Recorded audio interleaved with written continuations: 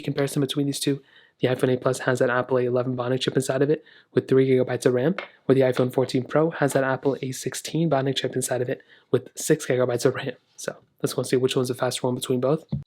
Okay, there we go. Sorry about the little angle there, but hopefully things look good. Now let's go and clear all the apps in the background. So the 8 Plus is cleared. The iPhone 14 Pro still has some apps. So now we're good to go. So let's get into it. Phone calls, 3, 2, 1. About the same thing. Music, 3, 2, 1. Now getting it out of an application is much smoother on the 14 Pro than on the iPhone 8 Plus. Now surprisingly, the 8 Plus kind of got into that one faster, which makes no sense to me. Let's do their app stores, 3, 2, 1. And the 14 Pro was faster there, but the iPhone 8 Plus really wasn't that far behind. Now scrolling through, you guys might be able to tell the smoothness factor between them, and the iPhone 14 Pro definitely is far smoother in my opinion than something like the iPhone 8 Plus. Hopping out of this one, we can get into mail, 3, 2, 1. Totally messed that one up, but I mean timing wise it probably still would have been faster on the iPhone 14 Pro. Clock, 3, 2, 1.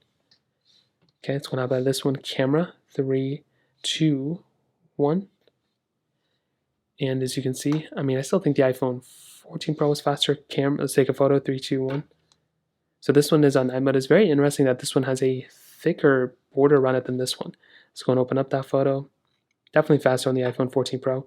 And you can see, like I said, scrolling out and just kind of maneuvering through the whole entire UI is going to be faster and smoother on the iPhone 14 Pro because of ProMotion, as well as the gesture-based design. Snapchat, 3, 2, 1.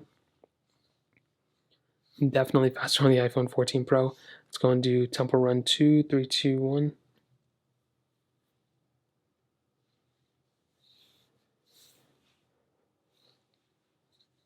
And of course we get this little dumb pop-up.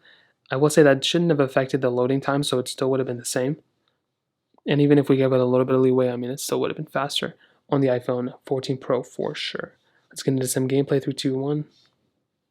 Even clicking onto it was faster on the iPhone 14 Pro. Many glitches that I saw on the iPhone 8 Plus, as some of you may be able to tell. So that was a very interesting one. We can try something like Genshin Impact. This is a massive game. 3, 2, 1. Now I'll play this game on both. Definitely is going to be smoother and faster on the iPhone 14 Pro, but I will say the 8 Plus still handled this game fairly well. Like, I'm still surprised how good of a job the iPhone 8 Plus still does on some of these older games. And because of modern games, you can change the graphic profiles, so there's always that. So if it's not running too well on like medium graphics, you can lower them. But the 14 Pro is going to run fairly well on even the highest graphic settings you have.